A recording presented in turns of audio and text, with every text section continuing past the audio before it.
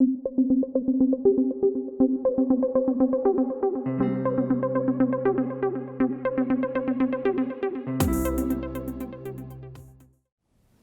spend money on a wide variety of things, and this has considerable implications for the size and shape of the state.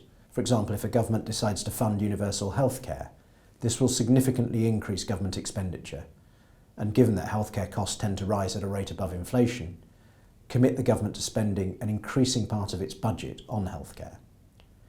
It's a bit more complicated than that, however, as the promise of providing effective healthcare, in turn, affects who gets elected to form the government. So what governments spend money on doesn't just affect the country, but it also, reflexively, affects the government.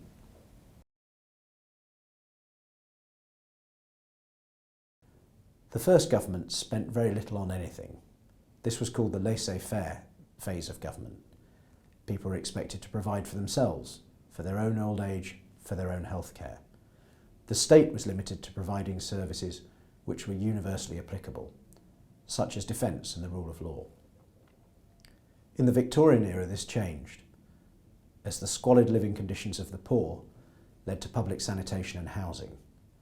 Otto von Bismarck, the first Chancellor of Germany, introduced pensions, in part to safeguard the state.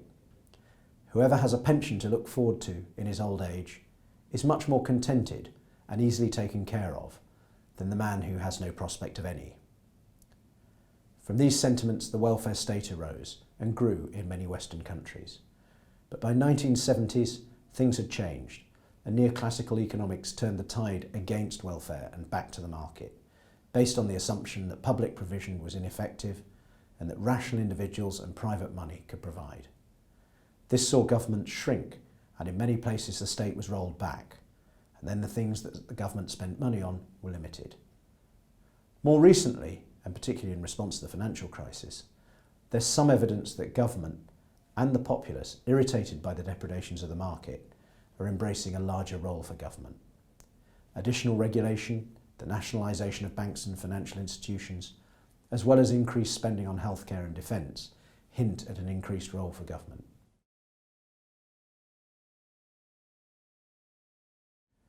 Governments can spend their money in four ways. They can provide a good or service themselves. For example, most governments produce their own defence system. They can subsidise provision, and this is an approach taken with agriculture in Europe and North America, where governments offer agreed prices to agricultural producers. Governments can produce goods. This is slightly different to provision, as the production of these goods occurs at arm's length, away from government and away from political control, possibly by a private company. These goods, such as electricity or water supply, are charged for by usage. Finally, governments can regulate by procedures or legislation, such as health and safety. In a defining article in 1997, the World Bank classified government activity into two categories: addressing market failures and improving equity within the nation. For these categories, they defined the bare minimum that governments would do. They then looked at intermediate provision, or the kinds of things that activist governments would do. So, for example, ensuring defence and a functional legal system were regarded as the bare minimum to prevent market failure. Similarly, disaster relief and anti-poverty programmes were the bare minimum that governments could do to improve equity. Moving to a more intermediate level, governments could protect the environment, enforce antitrust legislation, or offer health insurance or pensions to prevent market failure. They could offer unemployment insurance or family allowances to improve equity. More interventionist governments might foster particular markets to build up industrial capability, or they might redistribute assets to produce a fairer society.